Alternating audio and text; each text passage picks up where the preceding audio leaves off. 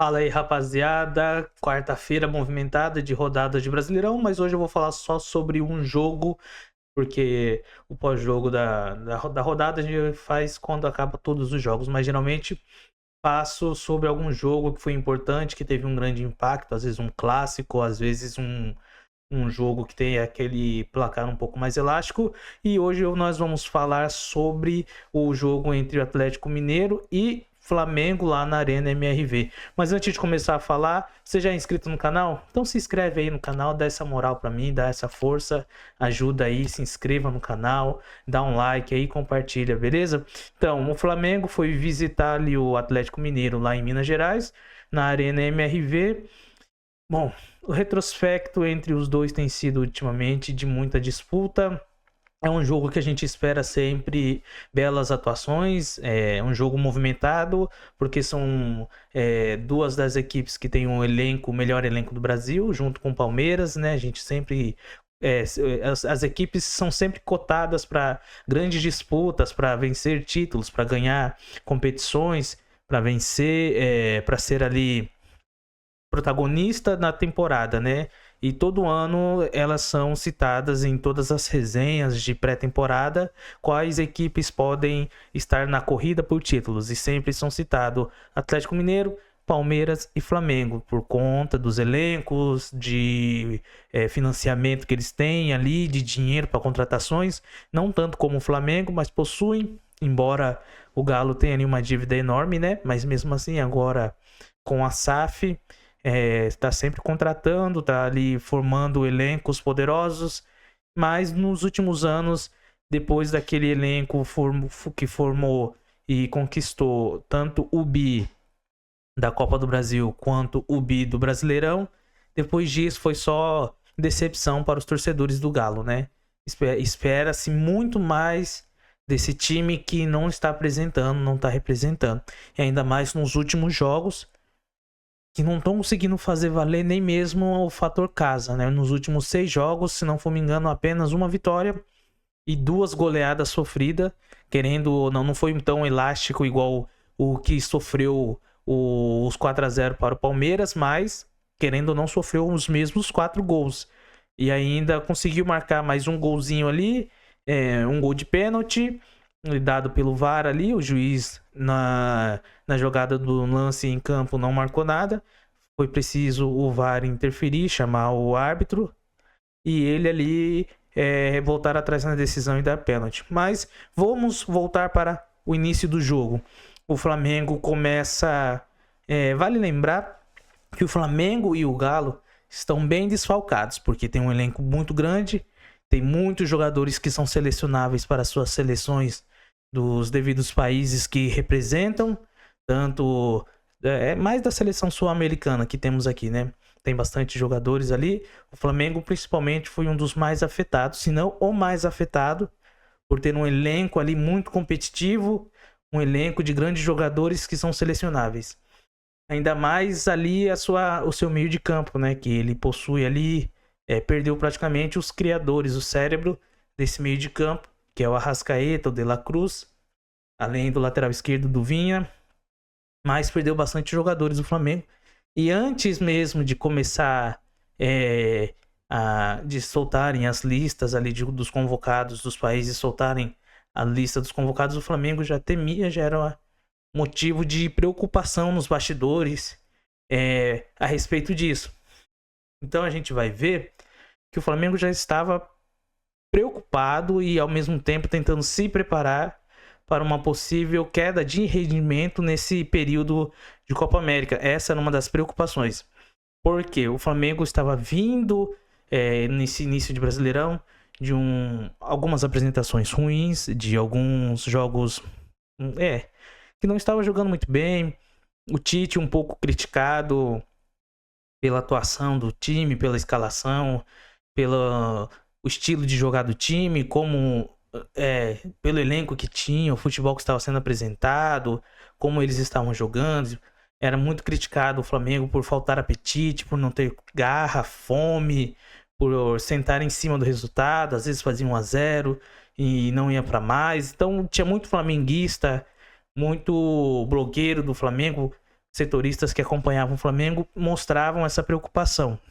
Se com o time principal, todo completo, às vezes desfalcado por uma ou duas lesões, mas ainda assim tendo um plantel, um elenco muito grande e estrelado como o Flamengo tinha, estava sofrendo. Imagine quando fosse desmembrado grande parte desse elenco, para cada um indo para os seus países representar, como que ficaria o Flamengo? Então teve essa preocupação, tinha esse desespero, entre aspas, desespero, né?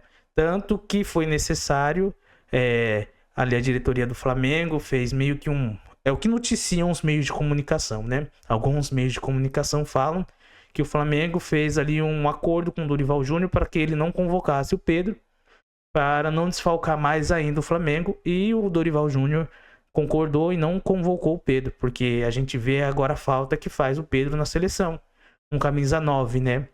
Embora o Dorival não tenha usado tanto, mas talvez se o Pedro estivesse lá, ele poderia fazer algum esquema com o Pedro, e o Pedro seria útil, porque o Pedro é um ótimo jogador. Não concordo muito com isso. Na verdade, os clubes têm que brigar com a CBF para que ela faça remanejamento dos jogos, tenha um planejamento de um calendário bem melhor ali, para que o campeonato possa ter a pausa necessária e não desfalcar tantos times do Brasil como o Internacional, Palmeiras, alguns jogadores, o próprio Flamengo, Atlético Mineiro, o São Paulo perdeu alguns também, embora Bobadilha, o Ferrarese são reservas, o Rames Rodrigues nem se fale, não estava atuando, mas mesmo assim perde, né? Acaba desvalorizando o futebol, o campeonato brasileiro, o principal campeonato do país, e a CBF não, com perdão da palavra, tá cagando e andando para isso. Os clubes também não se posicionam, não se juntam para cobrar alguma resposta disso. Mas, voltando pro jogo, Flamengo totalmente desfalcado, com muitos jogadores sem, o Galo também da mesma forma, tanto que o Scarpa faz a função ali do Arana, e isso daí vai ser notório para vai ser bem visto ali, a gente vai notar bem que a falta do Scarpa ali desmantelou um pouquinho o esquema de jogo do Gabriel Milito. Scarpa não, do Arana, ela é uma peça fundamental, porque aí o Scarpa deixa de atuar às vezes pela direita, fica atuando mais pela esquerda, e ali como um lateral ou como um ponta esquerda, fazendo ali aquele papel, sendo que com o Arana ele é bem ofensivo, ele atua bastante ali naquela zona. Logo no começo do jogo, a gente vê o Flamengo mordendo, beliscando lá em cima, correndo o campo, mostrando que está com garra, com vontade. O Flamengo que vai para a rodada líder, né? Continua líder ali, na liderança do Brasileirão, mas ali ele atacando, beliscando mesmo, pressionando lá em cima, apertando, e aos 12 minutos ali tem uma falta, e o Flamengo, que tem tido bastante êxito na bola parada, nos últimos jogos tem feito bastante gols de bola parada. O Luiz Araújo tem ali se especializado nas cobranças de falta, o que o Gustavo Scarpa foi uma época no Brasil, com o Palmeiras ali, né? Aquele cobrador de bola parada que levava perigo nas cobranças, porque acima de tudo, de ter bons jogadores que cabeceiam, que são fortes, que sobem bem alto e nas disputas conseguem ganhar as disputas aéreas, precisa ter um bom cobrador, um bom batedor, porque não adianta de nada se a bola não chega, você ter bons jogadores, né, altos e essas coisas, se a bola não chega. E o Flamengo, ele encontrou no Luiz Araújo essa peça, esse jogador que faz as cobranças de bolas paradas, e o Luiz Araújo, de uma forma bem eficiente, lançou a bola no segundo pau ali, encontrando, a bola foi direcionada ali certinho no ponto, para que o Bruno Henrique conseguisse chegar por trás da marcação e fazer o gol, abrindo o placar 1-0. E depois o Flamengo continuou pressionando até encontrar o segundo gol, numa bela jogada ali, uma surpresa do Wesley chegando ali por trás na marcação, surpreendendo o marcador. Ele acaba recebendo a bola pelo meio e de perna esquerda ele chuta, a bola bate na trave, e Carlinhos, que estava ali substituindo o Pedro, que estava no banco por questão de desgaste, que estava jogando já há muito tempo, como o elenco está desfalcado, então para não desfalcar mais ainda por lesão, tem a preocupação de reduzir a minutagem dos jogadores, né? Então ali o Pedro no banco nesse jogo, mas não fez falta nenhuma, porque o Flamengo, mesmo desfalcado, tem um ótimo time, deu liga, encaixou, o Tite conseguiu encontrar nos últimos jogos apenas uma derrota, nos últimos 7 jogos, né? Que teve 100 jogadores que já estavam com seus times, com seus países na seleção, já tinham se apresentado ali, apenas uma derrota, um empate e 5 vitórias, né? Então você vê, tá dando liga, tá conseguindo aquilo que antes era um temor, né? Um medo, uma preocupação, deixou de lado e agora tem conseguido dar espaço para que jogadores possam ali se mostrar, mostrar o seu trabalho. Jogadores que talvez com o time completo não teria tanta minutagem, tá representando ali, tá honrando os tempos que eles têm para jogar e tá mostrando o seu futebol. É o caso do Wesley, que tem se recuperado, o Gerson mesmo tem assumido o protagonismo, o Ayrton Lucas, entendeu? E o próprio Ayrton Lucas, ele pega no segundo tempo e faz ali uma arrancada, um golaço, passa pelos marcadores e ali faz 3-0, sem chance de defesa para o Matheus Mendes, o goleiro do Galo ali, sem chance nenhuma de defesa, chute cruzado após uma linda arrancada. E aí, para completar ainda, tem o Galo, ele faz ali o 3-1 no pênalti, né, do Vargas, onde já foi falado no começo que o árbitro ele precisou da ajuda do árbitro de vídeo para detectar esse pênalti. Eu não...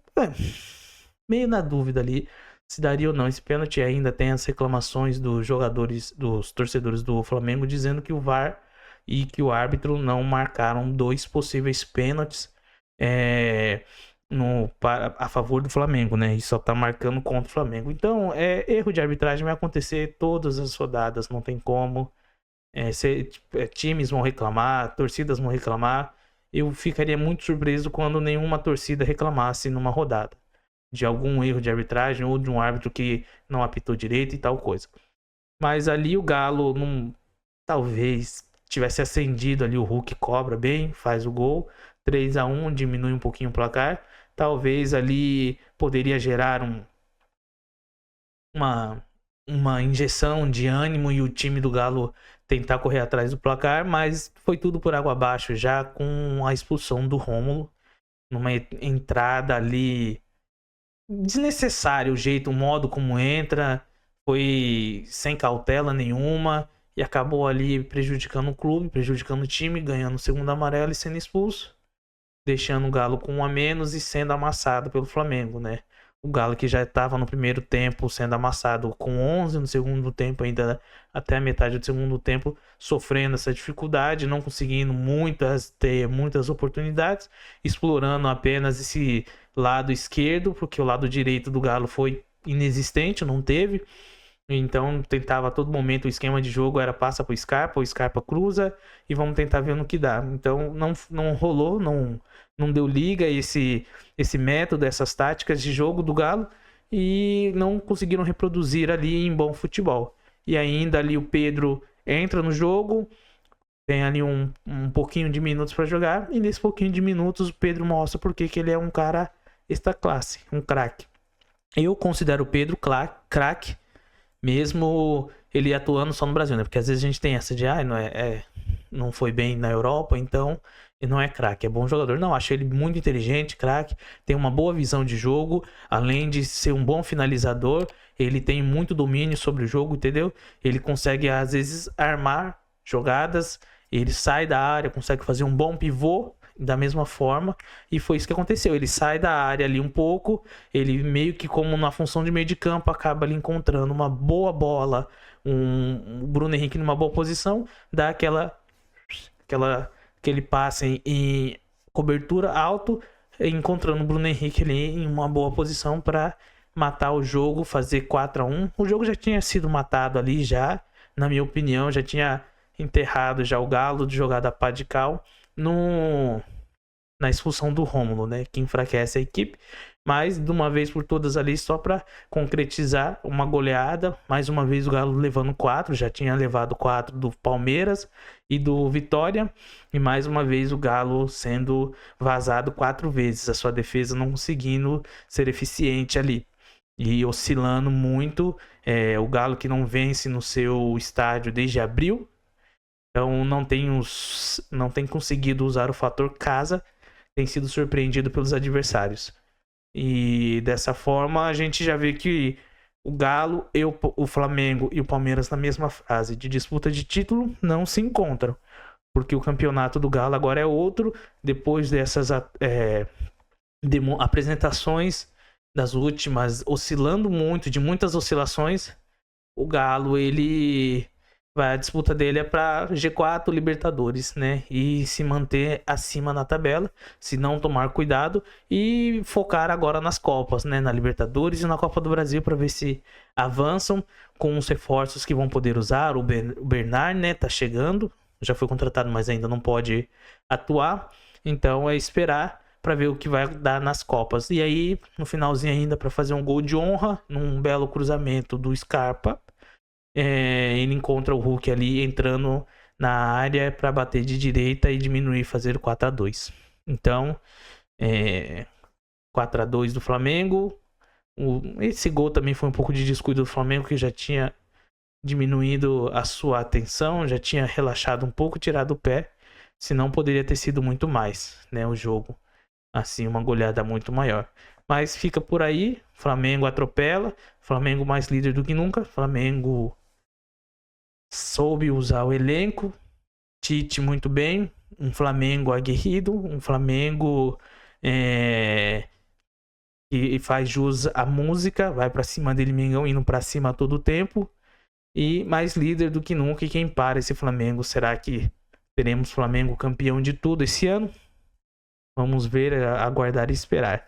Eu fico por aqui. Agradeço a você que assistiu. Se inscreve no canal e dê um like. Valeu!